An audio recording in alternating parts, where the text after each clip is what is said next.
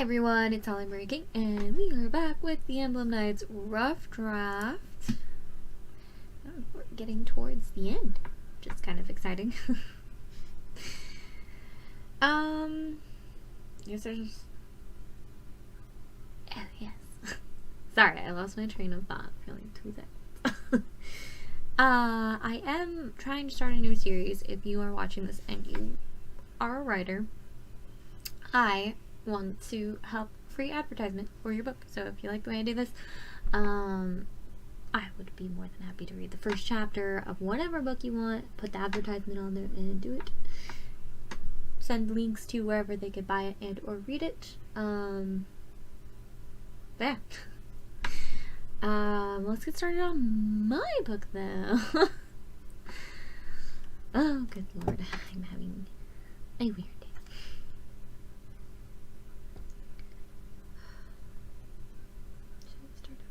Let's start up.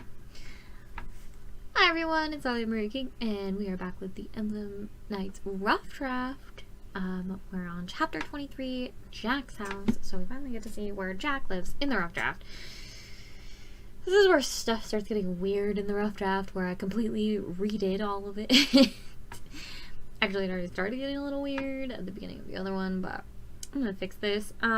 If you are a fellow writer and are interested in free advertisement for your new book and or story that you are writing, I am offering to read the first chapter of the book, or if you know someone that wants some help getting their book out there, I will read the first chapter of that, and I will post in the comments or in the description for them to have that ability to get more people interested in their book. Anyway, let's just get started. Good lord. Alright, chapter 23, Jack's house. So, are you and Alex talking? Michelle whispered to Yuri as they walked. Yuri shook her head, paying as little attention as possible to the conversation. Yuri, Ray called from the front of the group. Yes, she said, running to the front, shouldering past Alex, then between the pack horses who Roy tugged along, narrowly running into Daisuke. Finally, reaching Ray and John, the 4 kids ran around in the front of the group. Ray had an annoyed look on his face. Will you keep an eye on them? He pointed at the 4 kids. Yuri nodded, biting her lip in annoyance. Yes, sir. She whistled and signaled for the kids to follow. We'll stay in the back. Why do we have to stay in the back? I want to run in the front, Adam whined. He held Maddie's hand, and as she tried to help Yuri, herd the kids to the end of the line. Notice how I wrote that? Okay. Because we are on a field trip, Yuri said, holding her brother's hand. Is Murphy ever coming back? Trisha asked, walking in between the 2 girls. Yuri looked at the ground and shaved. No. Trisha, he's not ever coming back, she said hoarsely. Why not? Trisha had a hurt look on her face. He's gone. He's left this world and won't ever come back, Michelle said as the 5 younger children approached. Just like Mom and Dad? Just like Mom and Dad, Maddie murmured, her brows coming together in a saddened look. Michelle cleared her throat. Now, Maddie, there's no time to be so down. We just have to move on, she said. Maddie dropped her brother's hand. We always just forget. We didn't have a funeral for them. We didn't even get to be sad. Her hands were waving in the air. She yelled, okay. There's still a chance that they'll all come back, Michelle said calmly, but she was losing her composure by the second. Yuri, Michelle, Maddie, and Trisha, who was crying, all stopped walking. Adam and Joey ran around playing tag as they stayed close to the already retreating group. It's gonna get real weird. Good lord. What? No, Maddie roared, practically tearing her hair out of her scalp. I can't stand this anymore. You just want them to come back. You have to accept that they are gone and won't ever come back. No, you don't understand. We didn't see them die. They may all still be alive. Michelle became defensive. It was an odd sight to see a 12-year-old chastise an 18-year-old for acting like a child. You guys, we have to keep moving, Yuri said calmly. She held the crying Trisha close to her. No, I refuse to go anywhere with her, Maddie shouted, pointing at Michelle. Keep it down, Yuri cautioned. The group couldn't afford to bring attention to themselves, especially since someone wanted to kill them.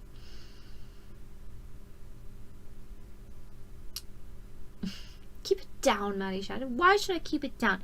Let's let the whole world know that my sister is insane. She waved her arms in the air and turned in circles as she spoke. Let's be happy and free. Let's forget about the dead and move on. The bushes snapped around them. Michelle, do something, please. Yuri murmured, her eyes darting from one snapping bush to the next. Why don't you do something? Michelle threw her hands up in the air. In exasperation, she took Trisha by the hand, who was still in tears, and left Yuri and Maddie on the path alone.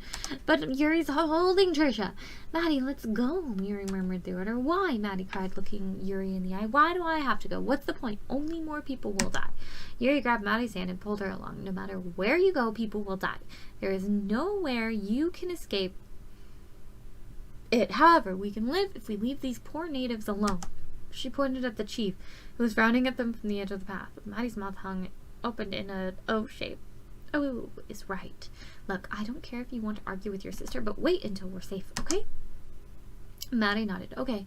She let Yuri lead her all the way back to the group. The men hadn't noticed their absence. They don't even care if we die? Yuri sighed as she released the girl's hands. They don't care because they don't know that we fell behind. And they don't need to know, understand? The girls nodded in agreement. Are you feeling better, Trisha? Yuri asked the smallest girl. Yes, Trisha said quietly, nodding. Yuri smiled. Good. Hey, Alex, Michelle shouted suddenly. Yuri looked away when he looked back. Did you say something, Yuri? She looked over at him and had a jolt. His green eyes looked at her, piercing her heart. No, she said, shaking her head. He shrugged and turned around again. Hey, Alex, Michelle shouted. Again, Yuri jumped. What? Alex was beginning to sound annoyed, and he thought it had been Yuri, and said it had been Yuri said it again. Oh my goodness.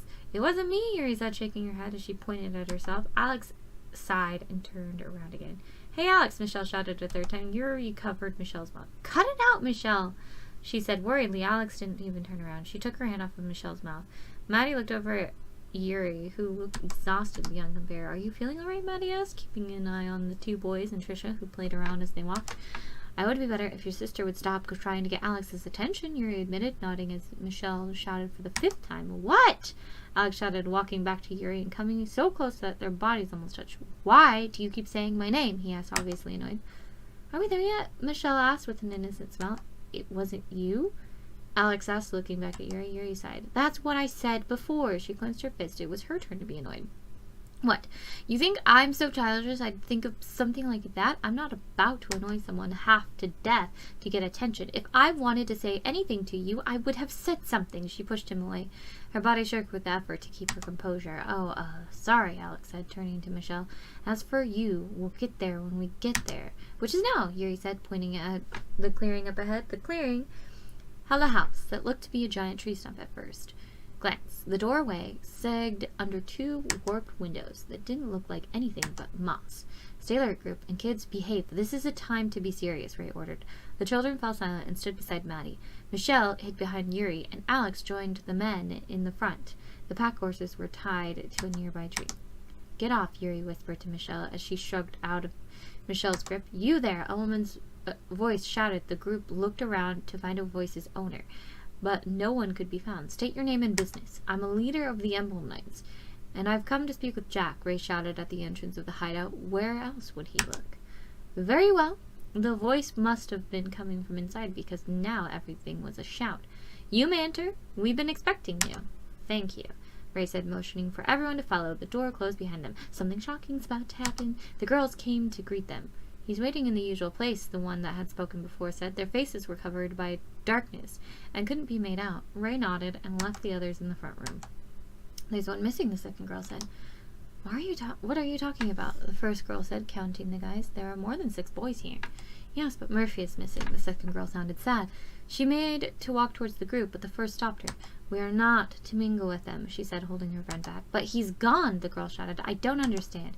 He died saving my life, Yuri said, stepping forward. She bowed before the girl. I'm sorry for your loss. Get up, Alex ordered. Yeah, it wasn't your fault, Michelle shouted, coming forward as well. If I knew how to defend myself, he'd still be here. Enough, Yuri shouted. The two fell silent. We should stop pointing fingers. If this is all it's going to bring, Murphy is happy where he is. We shouldn't be blaming ourselves. We should be celebrating how amazing he was when he was alive. This doesn't happen in the final draft. But you started the finger pointing, Roy pointed out. Yuri smiled. I know, which is why I said what should have been said. I'm just as guilty as the next person who tries to take the blame, she said, putting her hand on her chest. Besides, you don't need to point out. We were all thinking it. She pointed at Roy with a smug look on her face. Here we go again. Daisuke moved to a chair and sat down. Good idea, John joined him, with Joey not too far behind him. Well, I thought it needed to be said, Roy said. He and Yuri were now facing each other. I can't believe you two, Alex sighed and went to join the other guys. Maybe you think a little too much, Yuri said. Now you're just picking a fight. Maddie left the two to argue and sat down looking bored. You didn't think so before, Maddie? Well, you only have been with them for a short time, so I guess it makes sense. Oh, I think too much, do I? Roy shouted. Come on, Trisha, let's leave these two to argue, Adam said, taking his sister's hand and sitting down with the others. Well, maybe I wanted to put the blame on my shoulders. Do you ever think about that? Yuri shouted. Stop fighting, Michelle shouted at them. It's no use, John said. They'll fight until they're done, Daisuke said. Besides, they need it. Joey said to the group, looked at him. What? Why do you say that? Michelle asked, walking over. Joey looked around at the people staring at him. The truth? Everyone nodded. First of all, Roy used this to prevent the anger of losing one of his best friends. I mean, they were practically family. Joey said. His eyes started to Alex for a second. And Yuri needs this because she's angry with herself for letting someone important to all of you die. Then, of course, the fact that she told Alex her feelings and getting rejected completely. It's just common sense that she's upset about it. Who told you about that? Alex demanded, his cheeks burning. Now everyone stared at Alex in shock. No one had to. It was obvious she was starting to like you, but you didn't know how to react to it, though. I think you think it's just another fan-crazy girl who wants to date you just because you're an Emblem Knight. But you have to understand, when Yuri told you her feelings, she meant it, Joey explained himself. Yuri doesn't lie to someone about serious stuff. Oh, what do you know? You're just a kid, Alex said, beginning to pout. The talk was interrupted with laughter. Everyone looked over at Yuri and Roy, who were laughing heartily and hugging each other. What happened? Thank you so much, Roy, Yuri said with a smile on her face. Anytime, but just remember to pace the fights. There's only so much yelling I can handle, Roy said, wiping a tear out of his eyes. I'll remember that, Yuri said. I see you've already made yourselves at home, Jack said, walking down the steps that the two forgotten girls stood on. Alice, what's the matter? Alice sniffled. Murphy is dead, she said. She was hanging on the first girl to support her shaking body. Alice? Yuri thought for a moment. She'd heard that name somewhere before. My eye is burning. Isn't that Alex's twin sister? Alice. Alex was already standing, and he looked at the... he had a look of shock about him. He didn't even move. It was the statue look all over again.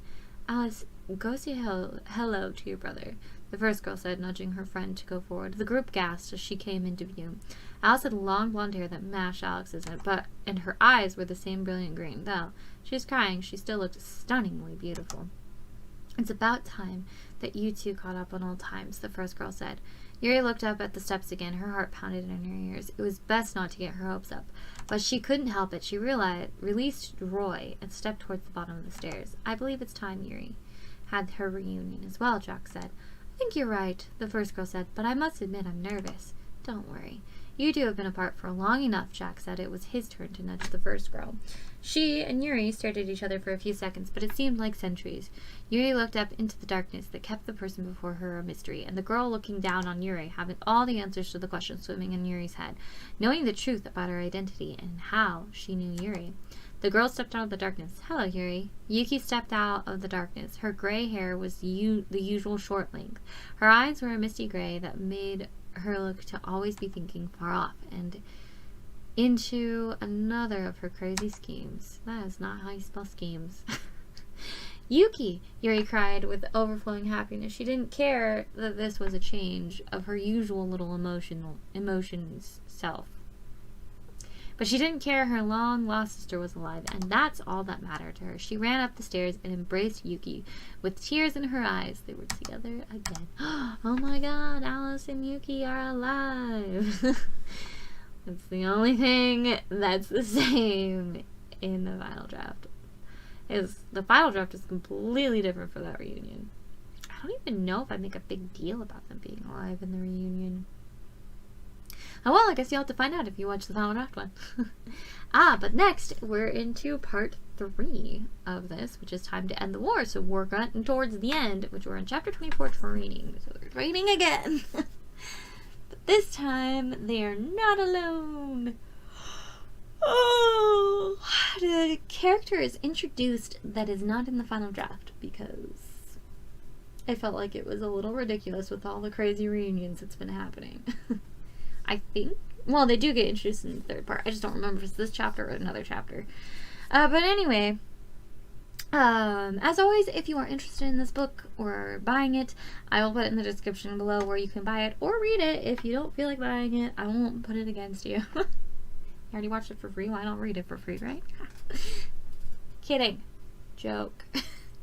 But yeah, if you liked it, please leave a like. I mean, I do this more for me than anyone. I do Hunger Games for you guys, but reading my books is just for me.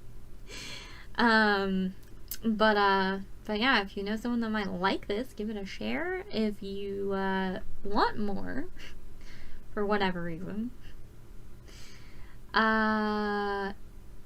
ahead and subscribe. I'll have this every Monday on my channel.